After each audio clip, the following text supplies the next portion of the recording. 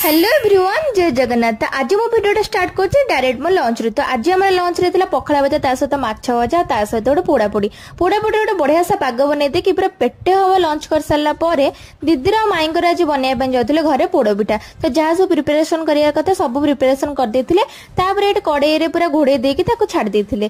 तापर एट मु भी माईंकर गोटे सार्ट पिंधि के रेडी हो जाथिले टिके फोटो उठिया पे और किछरा रील्स करिया पे। हां मु ए सार्ट रे केमति देखते अछि आपण माने मते सेटा कमेंट सेक्शन में जणाइबे। तापर एट मुझे सहित खेल देथिले। तापर आमे समस्त मिसिक जाइथिलु टिके पड़िया आडे बुलाबुली करिया पे। तो बाटरे जाउचो देखिलु साधाबाणी पोको बहुत दिन परे पोकोडा देखिया पे मिलुची। आपण माने एटा देखिचो ना मते कमेंट सेक्शन में जणाइबे।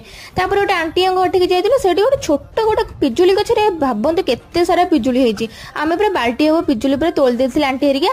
तापर सेठो गछुरु छिडे कि मु फास्ट दीटा आगो पिजुली खाई देथिली। तापर एटी तांकर गोटे कुकुरटे थिला ता ना होची लुसी। तापर एटा आमे सेठो बाहर की पळे आसिलु। होसा मने रहले जय जगन्नाथ।